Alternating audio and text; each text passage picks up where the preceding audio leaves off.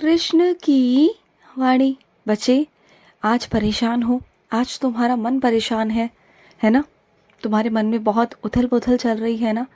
और तुम्हारी कोई बहुत कीमती चीज़ खो गई है, जिसके कारण तुम्हारा मन बहुत परेशान है।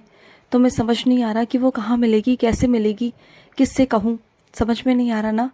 लेकिन चिंता मत करो, वो चीज़ जहाँ भी है वो सुरक्षित है, वो तुम्हारे पास पहुँच जाएगी। वो किसी भी माध्यम से पहुँचेगी, लेकिन सीधा तुम्हारे पास पहुँच जाएगी। तुम बिल्कुल परेशान मत हो जाएगा सब। और जो सुबह से घबरा रहे हो ना, घबराओ मत। देखो, तुम घबराते हो ना, मन को परेशान करते हो, तो तुम्हारा बीपी कम हो जाता है, जानते हो ना? तो परेशान बिल्कुल मत हो, सब ठीक हो जाएगा। मैं हूँ ना तुम्हारे साथ, तुम्हारा कृष्ण है ना। और मेरी बात सुनो, जो ये मौसम का बदलाव है ना, धीरे धीरे मौसम का बदलना, गर्मी से सर्दी की तरफ आना, तो मेरे बच्चे इसमें स्वास्थ्य का बहुत ध्यान रखना पड़ता है। तुम ना ठंडी चीज़ें खाना बंद नहीं कर रहे, ठंडी चीज़ें खाना बंद करो, ठंडी चीज़ों का सेवन बंद करो, क्योंकि ये जो मौसम है ना, यही बीमारी वाला मौसम है मेरे बच्चे। और इसी में सबको बुखार भी हो रहा है, जानते हो ना? तो थोड़ा संभल कर रहो मेरे बच्चे। जो तुम्हारे लक्षण शुरू हुए हैं ना, ये बुखार के हैं मेरे बच्चे, फिर पड़ जाओगे बुखार में, परेशान हो जाओगे।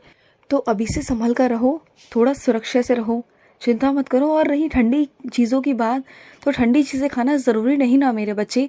तुम पानी मटके का भी पी सकते हो, है ना? तो वो सब करना शुरू कर दो। और ये ठंडी ठंडी चीज़ें खाना बिल्कुल बंद कर दो, ये तुम्हारे स्वास्थ्य को अभी हानि पहुंचाएंगी। और जो चीज़ हानि पहुंचाती है ना, वहाँ पर जीवा का स्वाद नहीं देखा जाता मेरे बच्चे। थोड़ा संभल जाओ और अपनी जीभ पे ना थोड़ा सा नियंत्रण करो, ये बहुत ज़रूरी है। और कुछ मेरे बच्चे मुझे ना वस्त्र देना चाहते हैं, तो वस्त्र दे दो मेरे बच्चे। लेकिन जब भी अपने कान्हा के लिए कोई वस्त्र चुनो ना, तो तुम्हारी पसंद का होना चाहिए।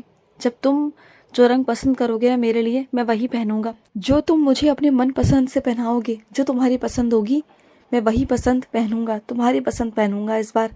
वैसे हर बारी मैं ही तुम्हें चुनवाता हूँ कि कौन सा रंग लेना है, लेकिन इस बार तुम खुद चुनोगे। और सुनो, तुम्हें ना कहीं से बहुत छोटी सी तस्वीर या मूर्ति मेरी मिलने वाली है भेंट स्वरूप, तोहफे के रूप में। और मैं तुम्हारे घर पर आने वाला हूँ। बहुत दिनों से तुम्हारी इच्छा थी ना, तो मैं ज़रूर आऊँगा। और कुछ मेरे बच्चे ना तड़प रहे हैं मुझसे मिलने के लिए, उनकी बेताबी, उनकी बेचैनी नहीं देखी जाती मुझसे। सुनो, अगर तुम मिलने आ सकते हो तो आना मेरे बच्चे, अगर नहीं आ सकते ना तो मुझे बुला लेना, मैं आ जाऊँगा तुम्हारे पास। मैं जानता हूँ कि तुम बहुत सारे कामों में उलझे हुए हो, तुम निकल नहीं पा रहे हो, चाह रहे हो निकलना, लेकिन उसके बावजूद कोई ना कोई काम आ जाता है, अटक जाते हो, जिसकी वजह से तुम घर से निकल ही नहीं पा रहे। और सुनो, एक ना जहाँ पर तुमने पैसे जमा किए हुए हैं ना, वो शायद तुम्हें याद नहीं, लेकिन अब वो पैसे वहाँ से तुम्हें मिलने वाले हैं। और वो धनराशि इतनी होगी कि तुम्हारी जो अभी ज़रूरत है ना, वो पूरी हो जाएगी, जो अभी कमी आ रही है ना, वो पूरी हो जाएगी मेरे बच्चे। ध्यान रखना, वो पैसा सदुपयोग ही होना चाहिए, उसका गलत उपयोग नहीं होना चाहिए। और जो लोग गलत नीयत से हमेशा पैसों की ओर देखते हैं ना, उनके सामने तो इस बात का जिक्र ही मत करना बिल्कुल भी कि तुम्हें कहीं से पैसे मिलने वाले हैं। क्योंकि ना मेरे बच्चे, वो हमेशा तुम्हारे पैसों पर नियत गड़ाए बैठते हैं।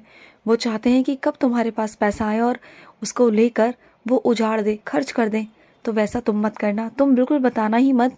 और तुम अपने काम में लेना, सदुपयोग में लेना, जिससे कि तुम्हारा काम हो जाए, जो तुम्हारा काम अटका हुआ है और बहुत दिनों से अटका है। मैं जानता हूँ तुम बहुत परेशान थे। और सुनो, जब भी तुम मेरे मंदिर के सामने से गुजरते हो ना, तो कभी तुम्हारे पास वक्त होता है, तुम मेरे पास अंदर आ जाते हो, और कभी तुम्हारे पास वक्त नहीं होता। जब वक्त ना हुआ करे ना, तो वहीं से खड़े खड़े हाथ जोड़ लिया करो, इतना कर दिया करो, बस ऐसे ही गुजर के मत जाया करो। क्योंकि ना मुझे बहुत अजीब लगता है जब तुम वहाँ से गुजर जाते हो और मुझे बिना नमस्कार किए वहाँ से निकलते हो, मुझे अच्छा नहीं लगता। मैं तुम्हारा इंतज़ार करता हूँ, जानते हो, तुम्हारा सुबह से ही इंतज़ार करता हूँ कि तुम कब आओगे। तो इसलिए मेरे बच्चे, और सुनो, जहाँ कदर नहीं है ना, तो ये मत समझो कि कदर नहीं है। कदर तो हर एक चीज़ की होती है मेरे बच्चे। बस हाँ, वो ये बात है कि कई लोग उस चीज़ को समझ पाते हैं और कई लोग नहीं समझ पाते। सत्य को ना किसी की ज़रूरत नहीं होती मेरे बच्चे।